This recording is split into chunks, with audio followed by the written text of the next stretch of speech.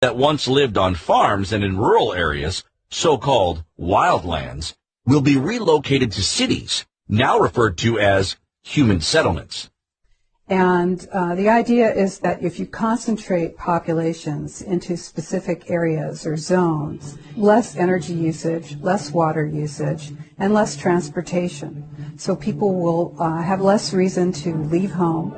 They'll stay in their homes. They may even work out of their homes. And so they're not going to be using their cars. They're not going to be using energy. And they're not going to be using water. Since, as we saw earlier, the UN is not big on property rights, it should come as no surprise that the first private property to be phased out will be single-family homes, what socialists at UN headquarters consider suburban sprawl. Instead, we the people will live in apartments and condos in megacities near railroad tracks. Our super-tall dwelling units will all be built to UN-specified building codes authorized by ICLEI, COGS, the ADA, and a myriad of NGOs and other friends of sustainable development. While the animals run wild in continental corridors, we the humans will live in transit villages and smart cities. Smart growth, or new urbanism, is that ideology that says that you shouldn't have more space than you actually need. So if you're a couple of people living in a 3-bedroom house, well, you don't need that extra space. So why do you have it? There's a clear, concerted effort to make it really just about as miserable as possible to exist and use your own private transportation, own your own home.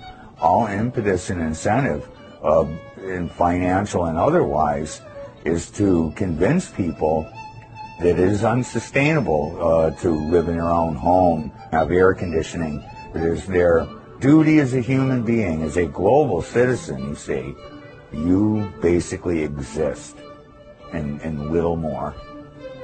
Our high-rise, stack-and-pack dwelling units, complete with smart meters and smart heating systems, will make sure no one uses too much energy. And if they do, the energy police, with help from the neighbors and eye-on-the-street surveillance systems, will be right there to handle the situation. If they can put 1,000 people in one building, it's a whole lot easier to know what they're doing, where they're going, and how they're thinking than it is you got 1,000 people living in a rural or suburban area.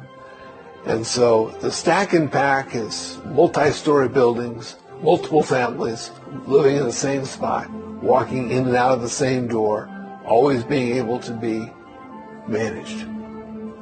And smart meters play a big role in that management, and they can measure everything that you do in your life when you're using smart appliances.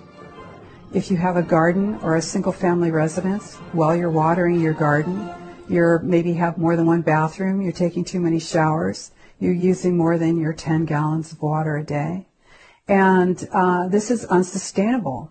So you need to be removed from your single-family residence. Anybody that's got a couple of acres of land and his own water supply and can grow his own food, these people are a threat to the collectivist society, because they aren't going to go to the politicians and say, please feed me, please clothe me, please give me shelter.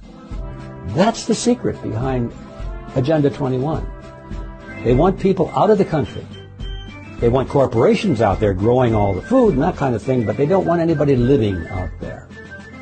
To describe human settlements and the food sheds that sustain them as modern-day concentration camps might be a little over the top, because with no cars, parking lots, or air travel, everyone will walk and use bikes, so they will be fit and healthy.